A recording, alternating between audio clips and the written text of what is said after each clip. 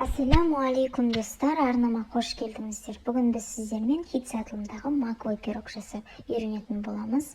Барлық қажет заттарды видеоның описание бөлімінде қалдырамын. Ең алдымен біз бөлме температурасында еріп тұрған сары майымызды саламыз. Үстінен қантымызды салып араластырып, жұмыртқамызды жарып, біркелкетіп араластырамыз. Қантымыз толық еріп барлығы біркелкі болып масса болған кезде үстінен макты салатын боламыз. Тағы да жақсылап араластырыңыз. Енді макты салғаннан кейін ұнымызды електен өткізіп, үстіне салып қамыр илейміз. Әр үннің тығыздығы әрқалай болғандықтан артық не кем алып қарап отырасыздар, яғни жұмсақ қамыр болу керек, қолға жабыспайтын. Осылай ұнымызды аз-аздан сала отырып, жұмсақ қамырымызды илейтін боламыз. Егер каналым сізге қызықты болып, видеолар ұнап жатса, маған тіркеліп кетуді, қазақша контентті қолдап жіберуді ұмытпаңыздар. Достарыңызбен бөлісуді және де басқа рецепті жіберіп алмашын қоңыраушаны басып қойыңыздар. Каналымнан сіздер басқа да хит пирогтардың, салаттардың, ыстық тамақтардың рецепттерін таба аласыздар. Менімен бірге жасап көріңіздер. Міне біздің қамырымыз дайын. Мен осы қамырды теңге 2 бөлікке бөлемін. Таразының көмегімен бөліп алатын боламын. Егер сізде таразы болмаса, көз мөлшермен бөліп алыңыздар. Осылай бөліп алғаннан кейін салафанға кигізіп, салмасы дайын болғанша тоңазытқышқа қоя тұрамын, яғни 10-15 минуттай тұрады. Салмасында міне менде грецкий орехпен және кішкене тұзды арахисті араластырып, блендердан езіп аламын. Қатты майда болмағаны дұрыс, яғни ішінде көріну керек, меренгаға араластыратын боламыз. Келесі кезекте меренга дайындаймыз. Осылай жұмыртқаның ақуызы мен сарысын бір-бірінен бөліп аламыз. Ақуыздан дайындаймыз, үстіне қантымызды саламыз және миксердің көмегімен кішкене, яғни аз жылдамдықтан жоғары жылдамдыққа қарай көтере отырып, жақсылап миксерлейміз.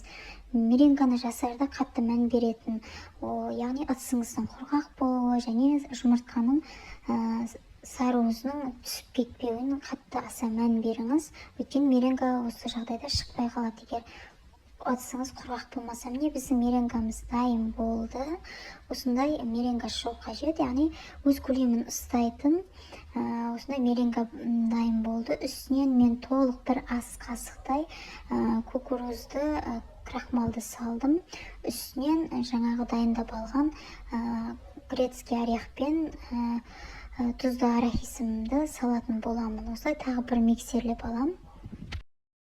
Енді міне осылай формамызға қамырымызды жайып орналастырып аламыз.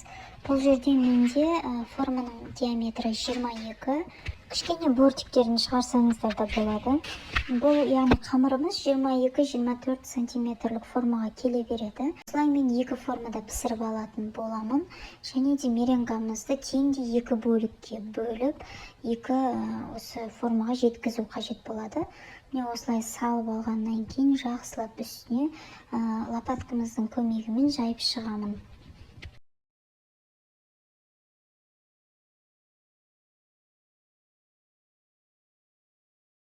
Бір келке етіп жайып болғаннан кейін бетіне өзіңіз қалаған жеміс-жидекті, яғни қатырылған түрі болсын, салсаңыздар болады. Менде бұл жерде клубника, мен клубниканы осылай жіңішке етіп турап, 2 яғни формаға да салатын боламын. Егер сіз аз болса, пирогыңыздың тек беткі бөлігіне ғана салсаңыз болады. Жеміс салсаңыз, пирогыңыз дәмді бола түседі. Соңында осылай барлығын салып болғаннан кейін 180 градуста, яғни алдын ала қызып тұрған пешке 20-25 минуттай қарап отырып пісіріп аласыздар. Қатты күйіп кетпегені дұрыс меренганың.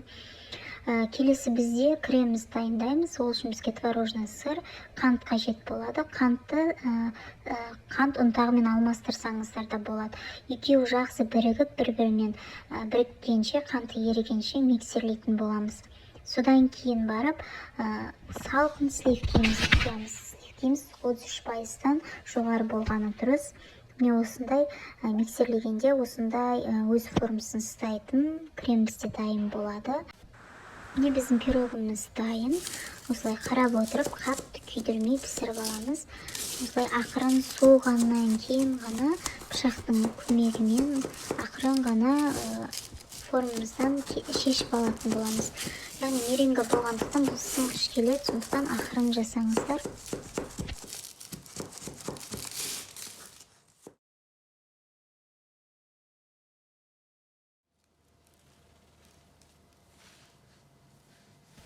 Міне бізде осындай пирогымыз дайын болды. Енді осы пирогымыздың үстіне кремімізді жағып дайындайтын боламыз. Кремнің барлығын дерлік ортасына саламын. Салып болғаннан кейін бетін осылай жақсылап түгел бетіне жағып шығамын. Ақырын жағыңыздар, меренге сынып кетуі мүмкін. Осылай жағып болғаннан кейін екінші бөлігін пирогтың бетіне қойып, яғни бетін жауып, қатты баспаңыздар, күшпен тек қана ақырын ғана тура түссе болды. Осылай жауып қоясыздар. Пирогымыз одан ары жұмсақ болу үшін мен тоңазытқышқа 2-3 сағат көлемінде қалдырдым. Міне пирогымыз дайын. Осылай кесіп дастарханға ұсына берсеңіздер болады. Өте жұмсақ, дәмді пирогтардың бірі. Жасап көріңіздер. Каналыма тіркеліп кетуді және де сұрақтарыңыз болып жатса, комментарий бөліміне өз пікірлеріңізбен бөлісе кетіңіздер. Баршаңызға ас болсын.